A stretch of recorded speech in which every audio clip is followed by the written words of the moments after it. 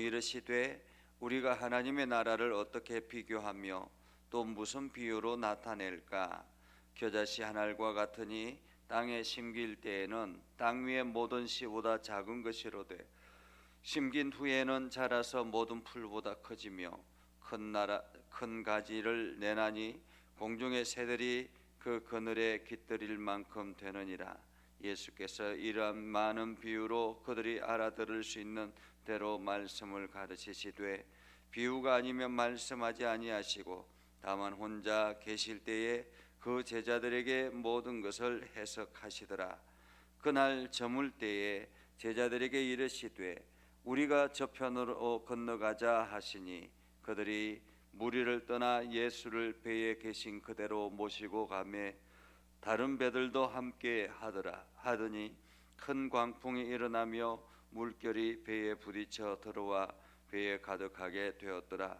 예수께서는 고물에서 베개를 베고 주무시더니 제자들이 깨우며 이르되 선생님이여 우리가 죽게 된 것을 돌보지 아니하시나이까 하니 예수께서 깨어 바람을 꾸짖으시며 바다들어 이르시되 잠잠하라 고요하라 하시니 바람이 그치고 아주 잔잔하여 지더라. 이에 제자들에게 이르시되 어찌하여 이렇게 무서워하느냐 너희가 어찌 믿음이 없느냐 하시고 그들이 심히 두려워하여 서로 말하되 그가 누구이기에 바람과 바다도 순종하는가 하였더라. 아멘. 오늘도 하나님의 은혜가 여러분의 삶 가운데 역사하기를 바랍니다. 여러분들이 오늘도 하나님의 능력을 경험하고 그 능력이 세상 사람들에게 보여지는 그러한 아름다운 하루를 보낼 수 있기를 주님의 이름으로 축복합니다. 우리가 하나님의 나라는 믿음으로 가는 나라이죠. 오늘 예수님께서 오늘도 계속 하나님의 나라는 어떤가라는 것입니다. 하나님의 나라는 어떤가? 하나님의 나라를 어떻게 설명할까라는 것이죠. 사실 예수님께서 하나님의 나라를 이 땅에서 이 땅의 언어로 설명한다라는 것, 그것은 쉽지 않은 일입니다. 우리가 해외에 나갔을 때 그 해외의 여러 나라들을 보고 우리 처음 한 번도 가보지 않은 사람에게 그 나라를 설명하는 것은 굉장히 어려운 일입니다. 더더구나 요즘같이 매체가 발달했기 때문에 관계없지만은 매체가 발달하지 않은, 그래서 그 나라에 대해서 인식을 전혀 가지고 있지 않는 상태에서 그 나라를 설명하는 것은 굉장히 어려운 일이죠. 영국에서 배를 타고 바다를 건너서 항해하다가 아메리카를 발견하고 그 아메리카를 설명하려고 다시 영국으로 돌아와서 이런 나라가 있다라고 이야기한다면 사실 영국에 있는 사람들은 그것을 이해하기가 쉽지 않죠. 그래서 믿음이 있는 사람들이 그곳에 떠나서 그 지역에 가서 정착하고 미국을 만들었던 원동력이 되었던 것처럼 하나님의 나라는 어떻게 설명할까라는 거죠. 어떻게 설명할까? 그래서 예수님께서 하나님의 나라를 비유로 설명하시는데 겨자씨 한 알에 대해서 한 알을 비유합니다. 사실 겨자씨 한 알, 그것은 아주 조그마하고 볼품없는 씨앗이죠. 그런데 이 한 알이 땅에 떨어져서 그것이 싹이 나고 줄기가 나기 시작하면 순식간에 그 겨자씨가 3m 가까이 4m 가까이 커진다고 합니다. 그렇게 해서 1년 식물인데 3, 4m 이렇게 커지면 그곳에 새들도 들어와서 깃들고 여러 가지 것들이 벌레들도 들어와서 지내고 그렇게 한다라는 것입니다.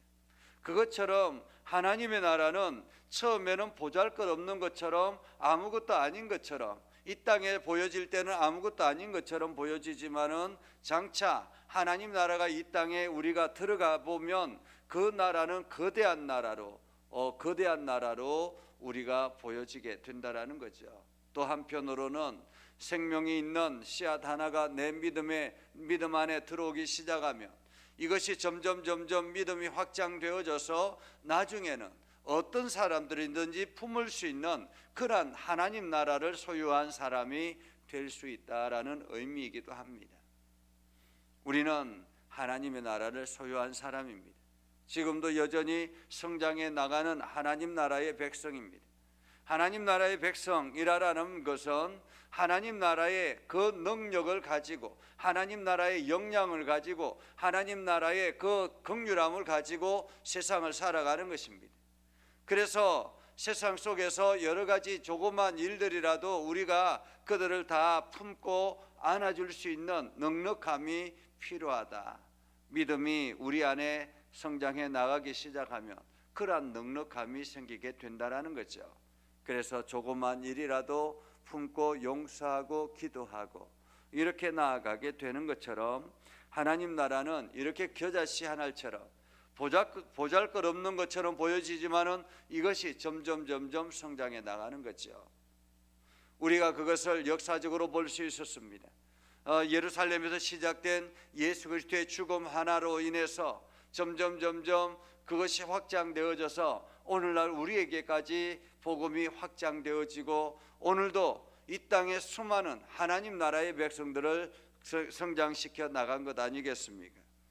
이처럼 하나님의 나라는 시작은 별로 볼품 없는 것처럼 보여지지만은, 그러나 그것이 자라면 거대한 풀로 자라는 것처럼 우리의 믿음도 그러하게 된다라는 말이죠. 또 한편으로는 이렇게 비유가 아니면 말씀하지 아니하신다라는 예수님의 말씀처럼, 예수님께서 비유로 말씀하시는, 어떤 일이든지 비유로 말씀하시는데 이것은 누구에게나 들려지지만은 그것을 깨닫는 귀가 필요하다라는 것입니다. 우리가 하나님 나라를 향해서 성경의 말씀을 통해서 깨달을 수 있는 귀, 그래서 어제 말씀을 드렸던 것처럼 깨달을 수 있는 귀를 가졌다라는 것은 그 말씀을 듣고 아멘하고 우리가 행동하는, 행동으로 실천해서 날마다 그 하나님 나라를 경험하는 그러한 믿음의 사람들이 된다라는 것입니다. 반면에 들을 귀가 없는 사람들을 아무리 하나님의 말씀을 들려준다 할지라도 그들은 흘러 보내게 되는 것이죠. 그것을 통해서 믿음이 성장하지 않는다라는 것입니다. 이렇게 말씀을 마치고 난 다음에 예수님께서 어느덧 날이 저물었는데 저편으로 건너가자라는 말은 강을 건너가자라는 말이죠. 근데 여기에서 풍랑이 일어날 정도의 강이라면 엄청난 거대한 강을 말하는 것입니다. 바다를 이야기하는 것처럼 보여지는 거죠. 아마도 이방의 도시 데가볼리를 향해서 가는 그러한 중이라고 볼 수 있습니다. 이 데가볼리라는 이 땅은 이방의 도시로 알렉산더 대왕이 10개의 식민지 도시를 만들었는데 그 중에 하나가 바로 이 데가볼리 도시이죠. 여기에는 이방인들이 이주해서 살고 있는 그러한 도시입니다. 그 이방인들 가운데 지금 예수님께서 가려고 하는 것이죠. 그런데 출발 시간이 언제라고요? 저녁 때, 저물 때라는 것입니다. 저물 때. 요즘같이 그 전기가 들어오고 배에 전기가 들어오고 하면 밤에라도 이동할 수 있죠. 요즘이야 바닷가에 가보면 배들이 전부 다 이렇게 불을 환하게 켜고 조업을 하는 그런 모습을 봅니다. 그것처럼 요즘같이면 그렇게 가능하겠지만 그때 당시에는 늦은 해가 저물었을 때 배를 띄운다라는 것은 굉장히 위험한 일입니다. 그것도 금방 갈 수 있는 거리가 아니라는 거죠. 어떻게 알 수 있습니까? 예수님께서 배에서 주무셨다라는 것입니다. 주무실 정도의 시간이라면 금방 지나갈 수 있는 짧은 거리의 배가 아닌 거지, 거리가 아닌 거죠. 그렇게 먼 거리를 가는데도, 그리고 풍랑이 일어날 정도의 거대한 바다를 지나간다면 이것은 아침 일찍이 출발한다든지 아니면 한낮에 출발한다든지 그렇게 해야지 한밤 날이 저물었을 때 출발한다는 것은 있을 수 없는 일이죠. 그런데도 예수님은 낮에는 끊임없이 사역을 하기 때문에 밤을 통해서 이동하게 되었던 것입니다. 그렇게 배를 타고 이렇게 물결을 바다를 건너가는데 성경에 보니까 37절에 큰 광풍이 일어나며 물결이 배에 부딪혀 들어와 배에 가득하게 됐더라. 광풍이 일어나서 그 광풍으로 인해서 배에 물이 잠겼다라는 것입니다. 가득하게 됐다라는 거죠. 열심히 사람들이 물을 퍼냈을 것입니다. 그럼에도 불구하고 들어온 몰아치는 그 물결을 어떻게 할 수가 없는 거죠. 그렇게 해서 배가 점점 잠길 정도로 가득 차게 됐다라는 것입니다.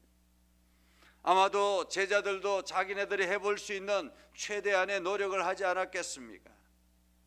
그러나 도저히 자기들 스스로는 해결할 수 없었기에 주무시고 계시는 예수님을 찾아가 깨웁니다. 예수님, 우리가 죽게 된 것을 돌보지 아니하십니까? 무슨 뜻입니까? 지금 예수님께서 주무시고 있는데 어떤 이런 상황이 일어난 거 어떻게 알겠습니까? 그런데도 지금 달려가서 예수님, 우리가 죽을 것 같습니다. 왜 우리를 이렇게 내버려 두십니까? 라는 거죠. 왜 깨어서 우리를 지켜주지 아니하십니까? 라는 원망투로 지금 말하고 있는 것입니다. 그때 예수님께서 바람을 향해서 꾸짖으시고 바다를 향해서 꾸짖습니다. 바람을 향하여 바다를 향하여 바람을 꾸짖으시며 잠잠하라 고요하라 이렇게 꾸짖었다라는 것입니다. 한마디로 바람과 바다를 혼냈다라는 말이죠. 바람과 바다. 그러자 그 바람과 바다가 잠잠해지기 시작했습니다. 그러자 제자들이 너무 놀랐다라는 거죠. 그리고 예수님께서 제자들에게 어찌하여 이리 믿음이 없느냐? 어찌하여 믿음이 없느냐? 믿음이 없다라는 말은 어떤 뜻입니까? 이 바람과 바다를 왜 이리 두려워하느냐라는 의미이기도 하겠죠. 예수님과 함께 있는데 뭐가 문제가 되겠느냐라는 것입니다. 믿음이 없다라는 거, 예수님을 달려가서 깨운 거, 이것도 믿음이라고 할 수 있지 않겠습니까? 우리가 인생을 살아갈 때 보면 이러한 위기가 찾아올 때가 있습니다. 내가 신앙인이라고 할지라도 이러한 위기가 찾아오면 불안이 찾아오고 염려가 찾아오고 도저히 견딜 수 없을 때가 있습니다. 내가 때로는 하나님의 은혜를 경험하고 하나님의 능력을 경험하고 하나님의 말씀 따라 순종하며 살아가는 하나님의 백성이라는 인식을 가지고 있지만은, 그러나 이 풍랑 앞에는 감당할 수 없는 그러한 두려움이 찾아오는 것입니다.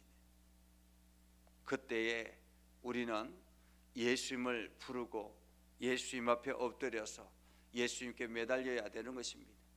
오늘 제자들처럼 예수님께서 어찌하여 이리 믿음이 없느냐라는 말은, 믿음이 거대한 사람들은 아무리 풍랑이 찾아온다 할지라도 담담하게 하나님께서 하시겠지라는 그런 믿음으로 나아가게 되죠. 그러나 그렇지 않은 사람들은 두려움과 염려가 있는 것입니다. 그러면은 그 사람의 능력만큼 하는 예수님 앞에 매달려야 되는 거죠.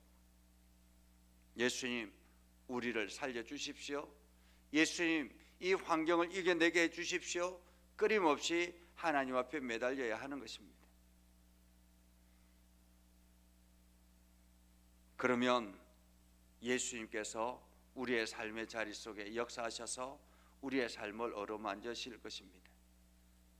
오늘 우리가 믿음의 길을 걸어가는데 때로는 사람들이 질병을 향해서 예수님께서 선포하고 하면 그 질병이 낫는 것을 봅니다.